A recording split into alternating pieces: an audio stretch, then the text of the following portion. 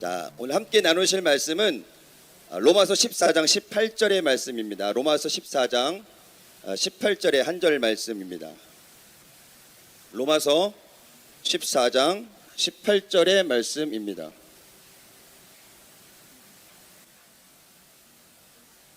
자, 함께 봉독하겠습니다. 이로써 그리스도를 섬기는 자는 하나님을 기쁘시게 하며 사람에게도 칭찬을 받느니라. 한 번 더 크게 읽겠습니다. 시작.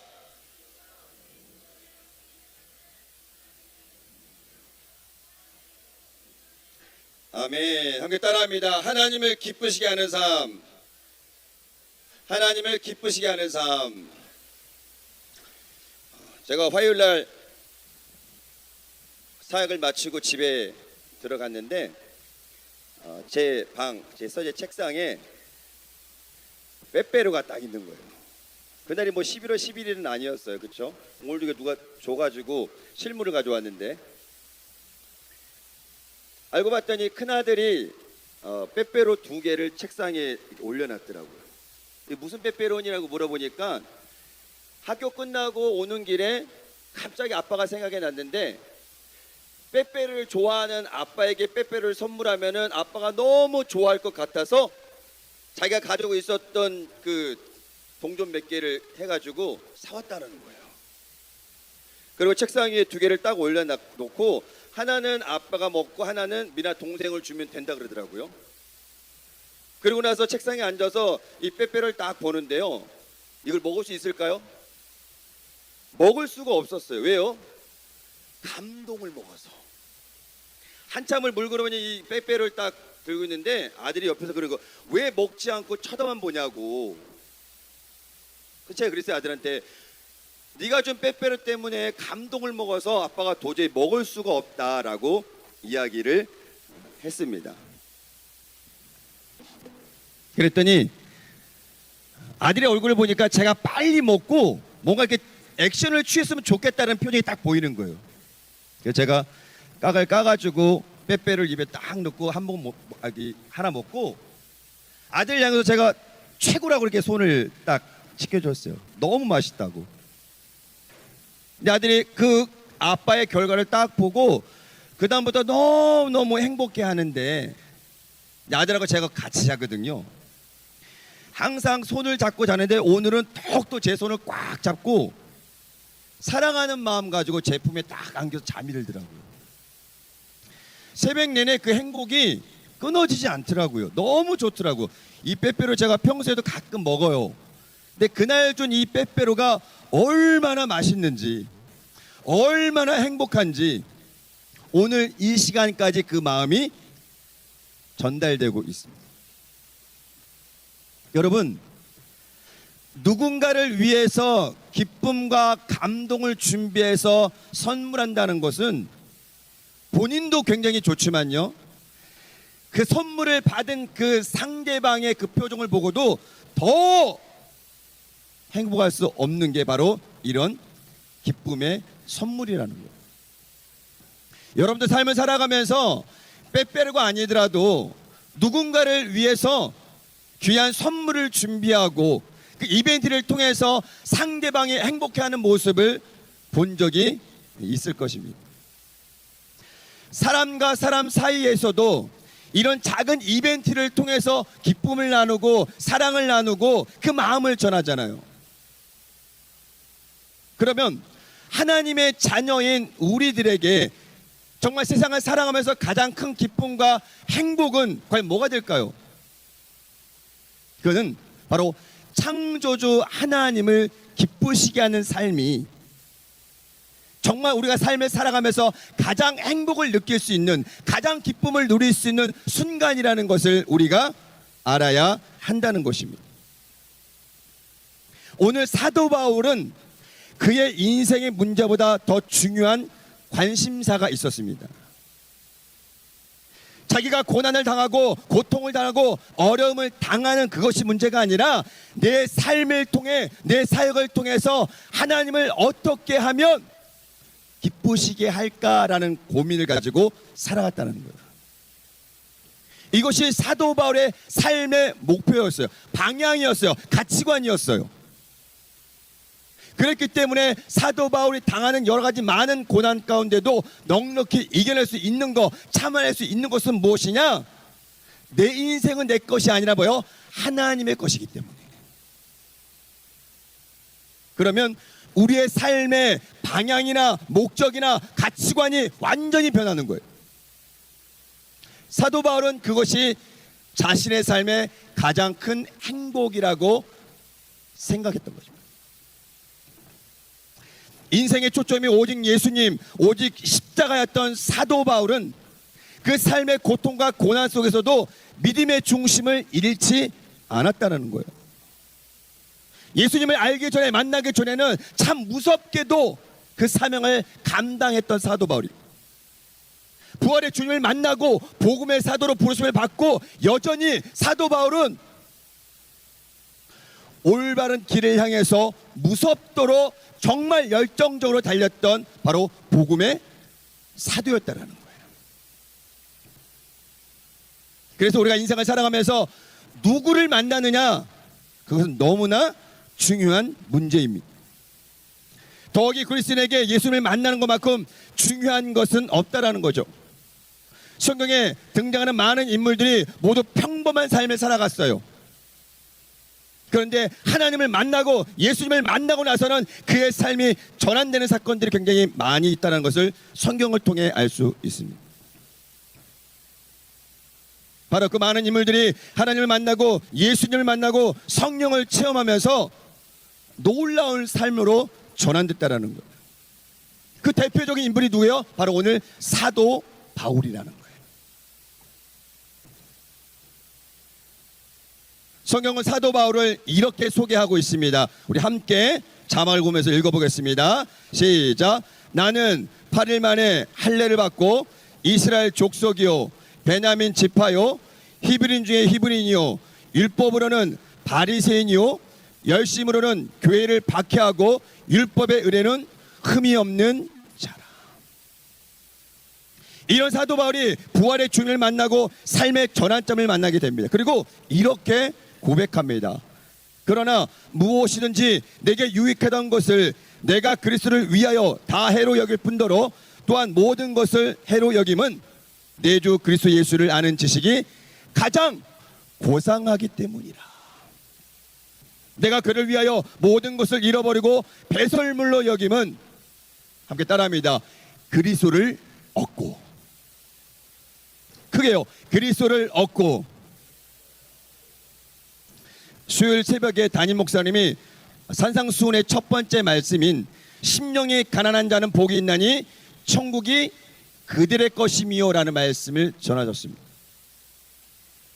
그러면서 그 원하의 뜻처럼 바닥까지 완전히 내려가는 아무것도 없는 인생을 의미하는데, 영적으로는 본인이 가지고 있었던 자아가 완전히 깨지고 세상의 가치관으로 둘러싸였던 모든 것들이 비워지는 상태. 그러나 그 비워진 상태가 그대로 있는 것이 아니라 그 비워진 상태에 바로 예수님으로, 말씀으로, 은혜로 채워야 한다고 말씀을 하셨습니다. 나는 아무것도 아닙니다라는 고백이 바로 신앙의 출발이 되어야 한다는 사실을 여러분이 기억하시길 바랍니다. 찬양의 가사처럼 나는 아무것도 아닙니다. 주님의 사랑이 없으며, 나는 아무것도 아닙니다. 주님의 지혜가 없으면. 우리가 삶을 살아가면서 하나님을 기쁘시게 하는 것은 특별히 무엇인가 드려서가 아닙니다.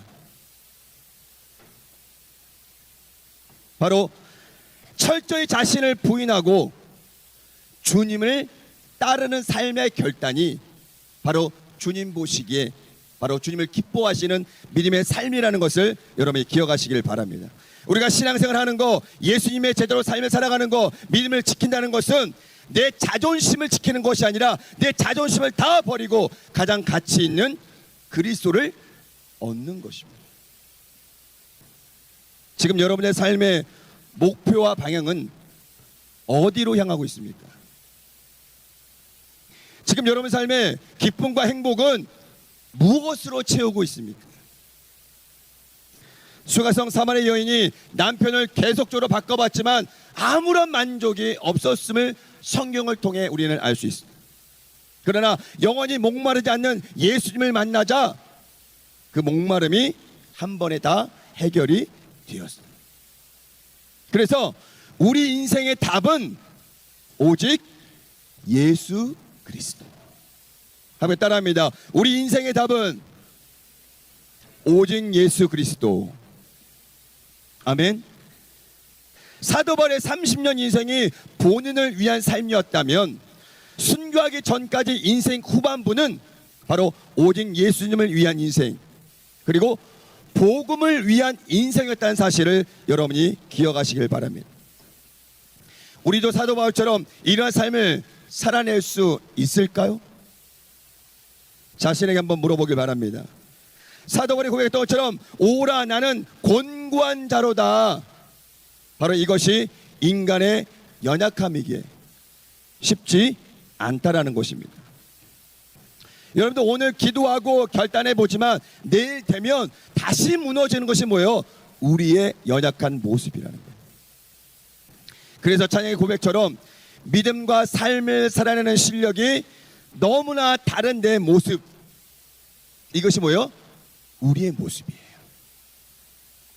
이러한 우리의 연약한 삶에 과연 무엇으로 채울 수 있을까요? 그것은 다른 것이 아닌 바로 하나님의 은혜입니다. 믿으십니까? 하나님의 은혜로 우리도 바로 사도 바울과 같은 열정으로 예수님을 위해, 복음을 위해 달려갈 수 있다는 사실을 여러분이 기억하시길 바랍니다. 오늘 새벽에 이장규 목사님이 다윗이 간절히 구한 하나님의 은혜에 대해서 말씀을 전하셨는데, 한참을 하나님의 은혜를 생각하면서 지난 시간들을 생각해 보게 되었습니다. 그리고 순간순간 어려움이 참 많았지만은 하나님의 은혜가 아니었다면 과연 내가 오늘 이 새벽에 이 자리에서 주님을 예비하며 기도할 수 있을까라는 질문이 던져졌습니다. 그리고 저는 이렇게 기도했습니다. 하나님, 이 민족 가운데, 이 땅의 교회 가운데, 그리고 우리 교회에, 우리 청장년국에, 우리 푸뉴마에 하나님의 은혜를 부어주시옵소서.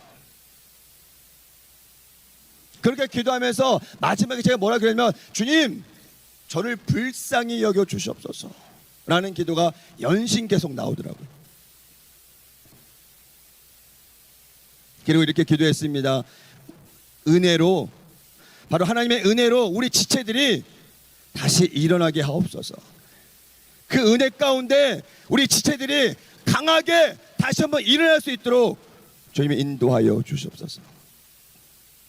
여러분, 좋은 대학을 진학하고요, 좋은 직장에 취직을 하고요, 좋은 배우자를 만나서 좋은 가정을 세우는 거 너무나 중요하죠. 목표가 될 수 있죠. 그러나 그 안에 하나님의 은혜가 없다면, 그 삶에 하나님의 은혜가 머물지 않는다면 우리는 여전히 무엇인가 가져도 계속적으로 목마를 수밖에 없다는 사실을 여러분이 기억하시길 바랍니다.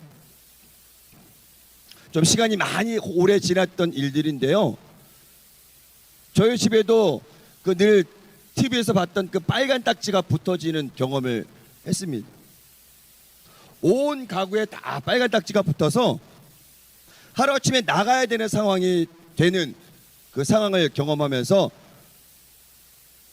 하늘을 보고 하나님을 외치지만 그렇다고 뚝딱 무엇인가 집이 떨어지는 것이 아니잖아요.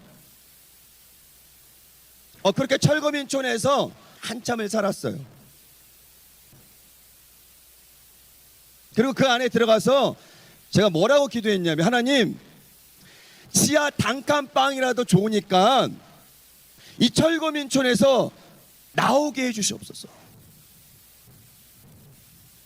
근데 하나님은 지하 단칸방으로 보내지 아니하시고 13층 임대 아파트 12.5평 그 임대 아파트를 들어가게 하셨어요. 제가 뭐라고 기도했어요? 하나님, 지하 단칸방이라도 좋으니까 이 철거민촌에서 나오게 해주세요. 그럼 제가 감사하며 살겠습니다 라고 고백했잖아요. 방은 작았지만 새로 지은 아파트잖아요. 그래도 다 모든 것이 깨끗했어요. 그러면 제가 기도한 대로 감사하면서 살아가는 것이 맞는 거잖아요. 근데 그 집에 들어가서 얼마 되지 않아서 제 기도가 어떻게 바뀌었냐면, 하나님, 집이 너무 좁아요. 화장실도 한 개밖에 없어요. 큰 집으로 이사하게 주님 인도해 주세요. 이런 기도가 또 나오더라니까요. 그때는 몰랐는데 그렇게 다시 한참 만에 나오면서 제 자신이 얼마나 이기적인지, 욕심쟁인지, 철거민촌에서만 나오도 너무 감사하다고 고백했는데 지하 단칸방으로 들어가지 아니하고 그래도 13층 임대 아파트 12.5평에 들어가서 그래도 그 삶도 너무나 감사했어야 되는데 얼마 되지 않아서 제 입에서는 하나님 더 넓은 장막을 주시옵소서라고 기도하고 있더라니까요. 얼마나 못됐나요? 그리고 그 전에 했던 내 기도가 얼마나 가시적이었나요? 지하 단칸방이라도 좋으니까. 여러분, 집이 얼마나 더 넓어야 여러분 기도 안 하겠습니까? 얼마나 더 좋은 대학을 들어가고 얼마나 더 좋은 직장을 들어가 여러분 기도가 멈추겠습니까? 끝이 없다라는 거예요. 채워도 채워지지 않는 거, 그것이 바로 뭐예요? 인간의 욕심이라는 거예요. 그러나 하나님의 은혜가 우리의 삶에 채워지는 순간에 우리는 세상 것을 구하는 것이 아니라 계속적으로 하나님의 은혜를 구하게 된다라는 거예요. 세상 것은 채워도 계속 채워지되 채워지면서 목마른 것이 세상인 거예요. 돈을 많이 가져도, 많이 성공해서 권력을 가져도, 명예를 가져도 계속적으로 목마른 것이 인간의 삶이라는 거예요. 그래서 다윗처럼 날마다 하나님의 은혜를 구하는 삶을 우리가 살아야 된다는 사실을 여러분이 기억하시기를 주님의 이름으로 축원을 드립니다. 그래서 사도 바울이 자족할 수 있는 고백을 했는데, 빌립보서 말씀 보니까 내가 궁핍함으로 말하는 것이 아니라 어떠한 형편이든지 나는 자족하기를 배웠느니, 나는 비천에 처할 줄도 알고 풍부에 처할 줄도 알아. 모든 일 곧 배부름과 배고픔과 풍부와 궁핍에 처할 줄 아는 일체의 비결을 배웠노라. 어쩌면 사도 바울은 날마다 이러한 고백이 매일매일 넘쳐났을 거예요. 왜? 이러한 고백이 아니고는 이 복음의 사명을 감당할 수 없기 때문에, 예수님을 따라갈 수 없기 때문에 그렇게 날마다 자신을 치고 나는 날마다 죽노라는 그 고백을 통해서 예수님을 끝까지 쫓아갈 수 있는, 복음을 향해 끝까지 달려갈 수 있는 바로 위대한 사도가 되었다는 것입니다. 여러분, 부러우면 지는 거 알죠? 비교 의식을 하는 순간에 나는 일어설 수가 없어요. 나의 삶에는 누구와도 비교할 수 없는 특별한 하나님의 은혜가 있다는 것을 여러분이 뭐요? 발견하셔야 돼요. 왜 저 사람에게만 무엇인가 특별한 것이 있을까라는 순간에 내 자존심, 내 자아는 무너지게 돼요. 무엇을 발견했냐? 하나님이 나에게만 주신 특별한 은혜가 있다라는 거예요. 여러분이 잘 아시는 송명희 시인, 이 고백이 우리에게도 동일하게 고백될 수 있어야 돼요. 태어날 때부터요 중증장애였어요. 저는 가족분만을 해서 아기가 나오는 그 모든 과정을 봤기 때문에 어떻게 나오는지 알아요. 근데 송명희 시인이 나올 때 의사가 집게로 머리를 잡았대요. 아기가 나올 때는요, 이게 아직 형성이 안 돼서 물렁물렁해서요, 잡히는 대로 다 들어가거든요. 조심해야 돼요.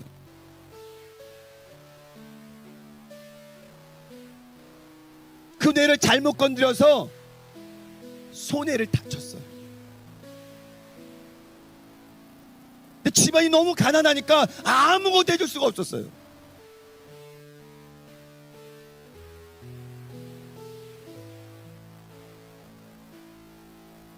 송명희 시인은 어릴 적 고통을 이렇게 말하고 있습니다. 나는 7살까지도 누워만 있다가 업으면 머리가 등 뒤로 꼬꾸라져서 허리가 빠지고 목이 꺾일 듯한 고통을 느꼈다. 어머니는 나를 업고 은사 집회에 가서 안수 기도를 수없이 받기도 했고, 침 받는 곳에 가서 머리와 팔다리에 침을 꽂기도 해서 나는 자지러지게 울기도 했다. 그때의 고통을 지금까지도 기억해낼 수 있음은 바로 지독한 고통이 너무나 컸기 때문이다. 어머니를 원망하고 하나님을 원망하는 가운데 16세 때 하나님을 만났어요. 그리고 하나님은 그 어린 소녀에게 문학을 가르쳐 주셨고 예술성을 불어넣어 줬어요. 그렇게 그는 하나님의 은혜로 시인이 되었고 그 유명한 시를 지었습니다. 나 가진 재물 없으나, 나 남이 가진 지식 없으나, 나 남에게 있는 건강 있지 않으나, 나 남이 없는 것 있으니. 그리고 시 끝에 뭐라고 고백해요? 공평하신 하나님. 저는 그 간증의 글을 다시 읽고요, 너무 짜증났어요. 너무 화가 났어요.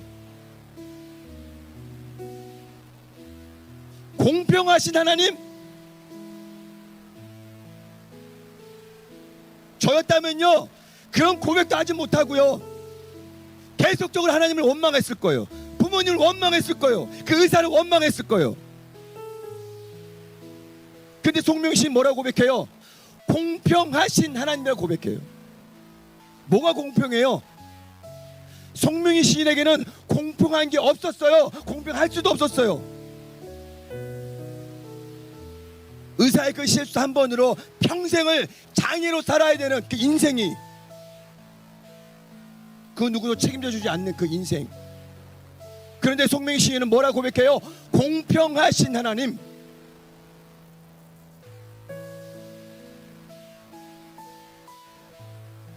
나는 이렇게 멀쩡히 태어나도요,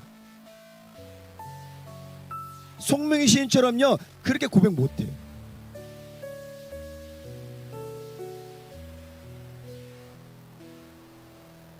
여러분 지금 힘들고 어려운 시기를 지나고 있잖아요. 이야기는 다 안 하지만 학업 때문에, 직장 때문에, 건강 때문에, 가족 때문에, 부모님 때문에, 신앙 때문에, 믿음 때문에 어려운 것이 얼마나 많아요. 그래서 비교하게 돼요. 저 사람은 저렇게 잘 되고 있는데. 여러분, 그런 가운데 송명희 시인처럼 주님은 공평하십니다라고 고백할 수 있나요?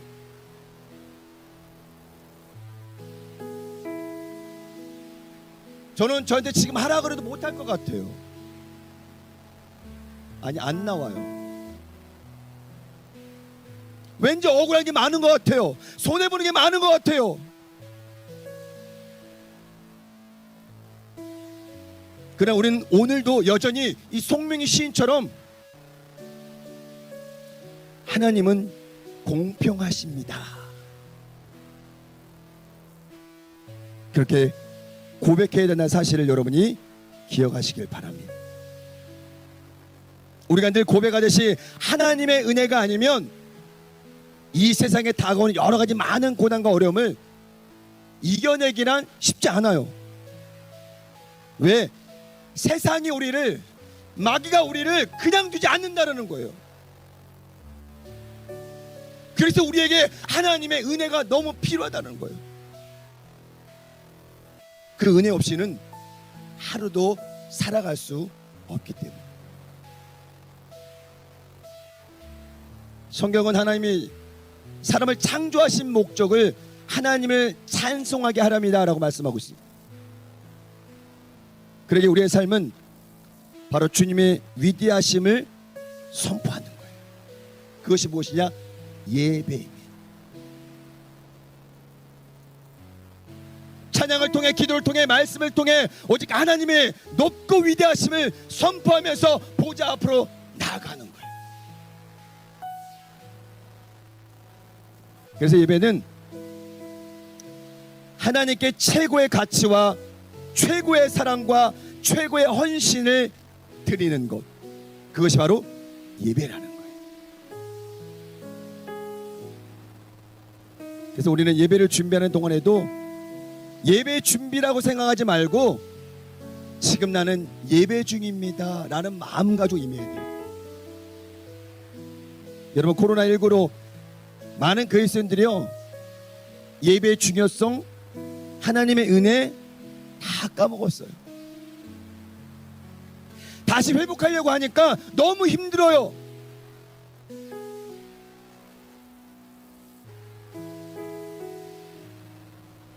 (10년) 전에, 12년 전에, 13년 전에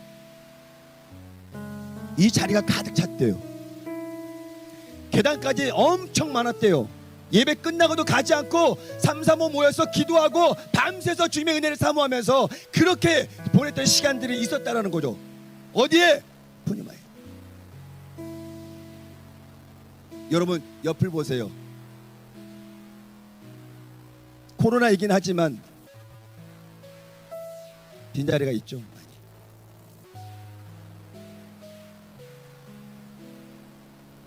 이제 예배가 시작이 됩니다. 대면 예배가 온라인이 아니라 함께 예배드릴 수 있는 시간이 왔어요. 우리의 예배가 회복되고 은혜가 회복되어야 된다는 사실이에요. 그래야 우리가 넉넉히 이겨낼 수 있다는 사실을 여러분이 기억하시길 바랍니다.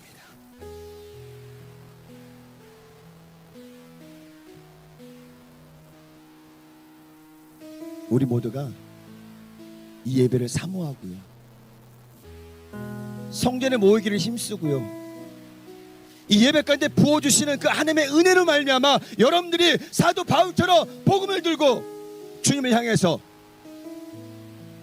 믿음으로 전진해야 한다는 사실을 여러분이 기억하시기를 주의 이름으로 축원을 드립니다. 하나님 아버지, 오늘 귀한 청년들 한 사람 한 사람 주 앞에 나와 귀한 마음 가지고 예배드리며 나아갑니다. 송명희 시인처럼 공평하신 그 하나님을 찬양하며 살아갈 수 있는 우리 모두가 되게 하여 주시되, 무너졌던 우리의 모든 예배가 다시 한번 회복되게 하여 주시고, 하나님의 은혜를 날마다 사모하며 나아갈 수 있는 우리의 삶이 될 수 있도록 하나님께서 은혜를 더하여 주시옵소서. 하나님의 형상대로 날 빚으사 새 영을 내게 부어 주시옵소서. 저항할 수 없는 그 은혜로 주님의 길을 걷게 하옵소서. 하나님, 우리가 사도 바울처럼 목숨을 걸며 살 수 없는 인생이라 할지라도 주님이 주신 그 은혜가 너무나 감사하여서 우리의 삶을 통해 하나님을 기쁘시게 하는 귀한 믿음의 삶을 살기로 작정하며 결단하며 나아갑니다. 오늘 결단하고 내일 무너진다 할지라도 다시 내일 결단하게 하여 주시고, 그 결단의 모습으로 주님께 믿음으로 전진해 나아가는 우리 모두가 될 수 있도록 하나님께서 은혜를 더하여 주시옵소서. 한 해가 저물어 갑니다. 정기총회를 통해서 새로운 사명을 받게 하여 주시고, 그 사명을 붙들고 하나님 또 한 해를 전진하기를 원하고 있사오니 우리가 어떤 자리에 있든 간에 어떤 사명을 감당한 간에 날마다 하나님의 은혜를 구하게 하여 주시고 그 은혜로 말미암아 넉넉히 모든 사역들을 감당할 수 있도록 하나님께서 은혜를 더하여 주시옵소서. 특별히 아버지, 학업의, 직장의, 진로의, 결혼과 삶의, 장막의, 물질의, 환경에 여러 가지 많은 문제를 놓고 기도하고 있사오니 하나님, 저들의 간절한 마음 가지고 기도할 때 응답하여 주시옵시고 무엇보다 우리의 욕심을 다 내려놓고 자족할 수 있는 마음을 갖게 하여 주시사 주님이 주신 그 모든 것에 감사하며 만족하며 자족하며 살아갈 수 있는 우리 모두가 될 수 있도록 하나님께서 은혜를 더하여 주시옵소서. 하나님, 수능이 얼마 남지 않았습니다. 하나님께서 수능을 준비하는 귀한 지체들 한 사람 한 사람 머리에 기름 부어주시고 지혜를 더하여 주시사 하나님, 준비한 모든 것에 하나님의 은혜가 넘치게 하여 주시고 저들이 목표한 모든 곳에 주의 은혜로 인도하여 주시사 하나님이 하셨다 간증하게 하여 주옵시고 그 은혜를 누릴 수 있는 귀한 삶이 될 수 있도록 은혜를 도하여 주시옵소서. 직장의 문이 열리게 하여 주시고 취업의 문이 열리게 하여 주옵시고 학업의 문도 열리게 하여 주옵시고 저들이 꿈꾸고 기도하는 그 모든 곳에 주의 은혜가 넘치게 하여 주셔서 그들의 삶을 통해 하나님만 홀로 영광 받으시는 귀한 믿음의 삶이 될 수 있도록 하나님께서 은혜를 도하여 주시옵소서. 오늘 우리 다시 한번 주님 앞에 결단하며 나아갑니다. 하나님의 은혜가 없이는 살 수 없사오니 그 은혜로 살게 하여 주시고 그 은혜 가운데 머물게 하여 주옵시고 그 은혜를 통해서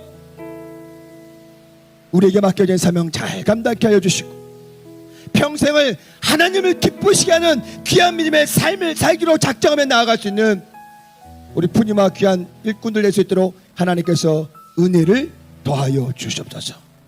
병든 몸이 깨끗이 치료받기를 하고 있사오니 상한 심령이 다 회복되기를 원하고 있사오니 주님 피묻은 손으로 안수하여 주시사 모든 질병이 다 깨끗이 치료받게 하여 주시고 상처 입은 영혼들도 다 회복되게 하여 주셔서 주님 오실 그날까지 건강한 모습으로 귀한 믿음의 사역 잘 감당할 수 있도록 주님 은혜를 도하여 주시옵소서. 그렇게 우리 푸니마는 2021년도를 마무리해 나가며 새로운 2022년도를 준비하며 출발하며 나아가려 하고 있사오니 하나님 함께하여 주시사 이 공동체 가운데 주의 은혜가 넘치게 하여 주옵시고 그 은혜를 서로 나누는 귀한 믿음의 공동체 될 수 있도록 하나님께서 은혜를 더하여 주시옵소서. 감사드리며 예수님의 이름으로 간절히 축복하며 기도하옵나이다. 아멘. 지금은 우리 주 예수 그리스도의 은혜와 하나님 아버지의 크고 넓으신 사랑과 보혜사 성령님의 내주 교통 충만하심이 23대를 마무리하며 24대를 출발하는 귀한 믿음의 푸니마 위에 지금부터 영원토록 함께 있을지어다. 아멘.